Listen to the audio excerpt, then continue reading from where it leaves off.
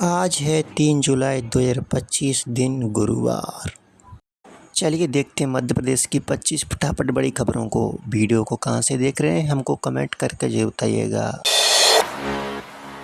मध्य प्रदेश में कपड़ा उद्योग को मिलेगी नई गति। धार पीएम मित्र पार्क का काम हुआ शुरू।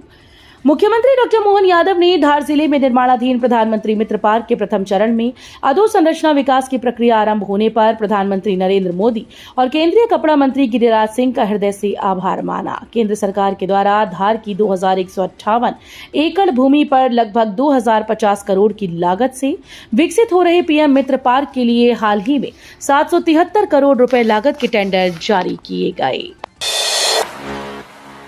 मध्य प्रदेश के 6 शहरों में फर्राटा भरेंगी बसेस। मिलने जा रही 582 इलेक्ट्रिक बस।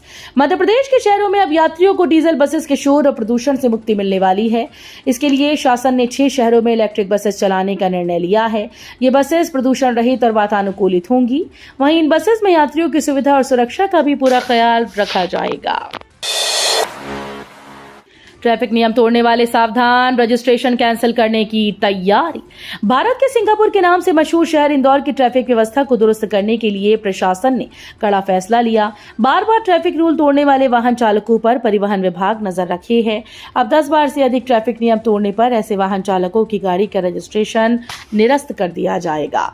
ये पहला मौका है जब प्रदेश के किसी शहर में ट्रैफिक व्यवस्था सुधारने के लिए प्रशासन ने वाहनों के रजिस्ट्रेशन निरस्त करने की शुरुआत की। गड्ढों वाली सड़क दिखे तो तुरंत खोले लोकपत ऐप। 7 दिन में होगी मरम्मत। मध्य प्रदेश में बारिश के साथ ही गड्ढों वाली सड़कें फिर सिरदर्द बन गईं, लेकिन अब आम लोग लोकपत ऐप के जरिए खराब सड़कों की शिकायत सीधे लोक निर्माण विभाग से कर सकते हैं। ऐप पर सड़क की फोटो और स्थान की जानकारी अपलोड करते ही संबंधित इंजीनियर को मरम्मत के निर्देश दिए जाते हैं। 7 दिन में काम पूरा कर ऐप पर उसका अपडेट देना जरूरी होता है। एमपी की 64 कॉलोनीज का बना नक्शा। 50 पर जल्द हो सकता है निर्णय। रतलाम शहर के अनाधिकृत और अधूरे कार्यों वाली कॉलोनीज में सड़क नाली सहित तमाम समस्याओं से जूझने वाले सैकड़ों परिवारों के लिए अच्छी खबर आ रही है। नगर निगम ने ऐसी 64 कॉलोनीज को इसके लिए चुना। हालांकि अभी 5 कॉलोनीज को लेकर कोई निर्णय नहीं हो रहा, किंतु 50 कॉलोनीज में नक्शे और उस पर खर्च होने वाली राशि का एस्टीमेट बनकर निगम के अफसरों ने तैयार कर लिया है। महाकाल की सवारी पर उज्जैन में ट्रैफिक व्यवस्था के लिए स्कूल्स का टाइम टेबल बदला। उज्जैन में 11 जुलाई से शुरू हो रही सावन मास में बाबा महाकाल की शाही सवारी निकलेगी। प्रत्येक सोमवार को निकलने वाली इस सवारी में बड़ी संख्या में श्रद्धालु शामिल हो सकते हैं। ट्रैफिक और भीड़ को ध्यान में रखते हुए नगर निगम क्षेत्र के सरकारी और निजी स्कूल्स में सोमवार को छुट्टी रहेगी और रविवार को कक्षाएं लगेंगी। कलेक्टर रोशन कुमार सिंह ने इस व्यवस्था की पुष्टि करते हुए बताया कि आदेश जल्द जारी होगा। एमपी के 7 सरकारी 11 निजी आयुर्वेद कॉलेजेस को मिली मान्यता। केंद्रीय आयुष मंत्रालय और national commission for Indian system of medicine नई दिल्ली ने सत्र 2025-26 के लिए मध्य प्रदेश के 18 आयुर्वेद मेडिकल कॉलेजेस को मान्यता दी। इनमें भोपाल, ग्वालियर, जबलपुर, रीवा, उज्जैन, इंदौर, बुरहानपुर के 7 शासकीय आयुर्वेद कॉलेज और 11 निजी आयुर्वेद मेडिकल कॉलेज शामिल हैं। एक क्लिक से किसानों के खाते में आएंगे 750 करोड़। रिंग रोड का रास्ता साफ। इंदौर के पश्चिमी आउटर रिंग रोड का रास्ता साफ होता जा रहा है। प्रभावितों को 750 करोड़ रुपए मुआवजा दिया जाना है। ये राशि एनएचएआई ने भू अर्जन अधिकारियों से काले खाते में जमा कर दी है। अब किसानों के खातों की जानकारी जुटाई जा रही है। एक क्लिक में सभी के खातों में एक साथ पैसा जमा हो जाएगा। एनएचएआई पश्चिमी आउटर रिंग रोड का काम जल्द शुरू करना चाहता है। इसके लिए ठेकेदार कंपनी को प्रस्तावित सड़क की प्रभावित जमीन का कब्जा दिया जाना है। भोपाल रेलवे स्टेशन पर यात्रियों के लिए बड़ी सुविधा। भोपाल रेलवे स्टेशन पर यात्रियों को लंबे समय से जो सुविधा का इंतजार था वो अब पूरी होने जा रही है। रेलवे प्रशासन द्वारा प्लेटफॉर्म 1 पर बनाए जा रहे वातानुकूलित प्रतीक्षा कक्ष का काम पूरा हो चुका है और इसे जुलाई के पहले सप्ताह से यात्रियों के लिए शुरू कर दिया जाएगा। बारिश में ये सुविधा यात्रियों के लिए राहत देने वाली साबित होगी।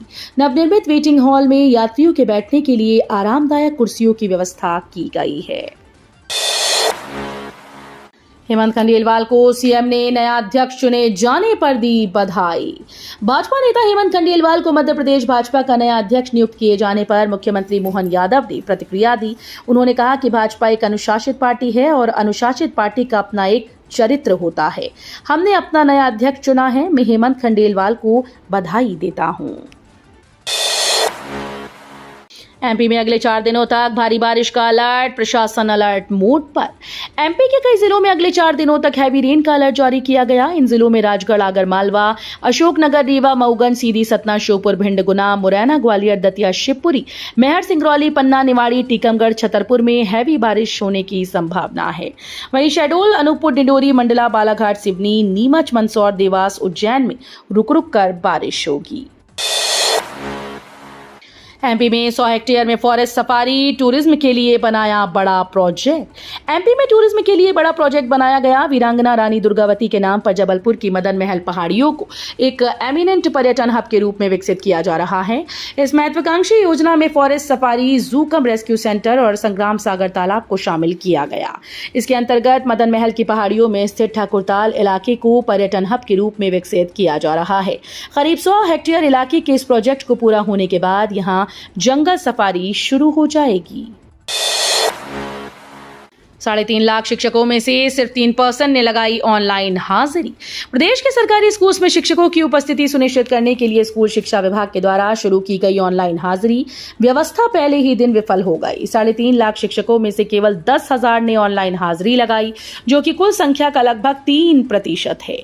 शिक्षकों के अनुपस्थित रहने पर लगाम लगाने के उद्देश्य से ये पहल की गई थी, लेकिन पहले दिन ही शिक्षकों ने इसे विफल कर दिया। आ गई तारीख, किस दिन जारी होगा सीयूईटी यूजी का रिजल्ट।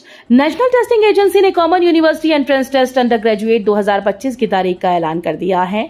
रिजल्ट 4 जुलाई 2025 को जारी होगा। इस दिन छात्र अपना रिजल्ट सीयूईटी की आधिकारिक वेबसाइट पर जाकर देख पाएंगे। बता दें कि इस साल 13 मई से 3 जून के बीच ये परीक्षा आयोजित की गई, जिसमें करीब 13.5 लाख छात्र शामिल हुए।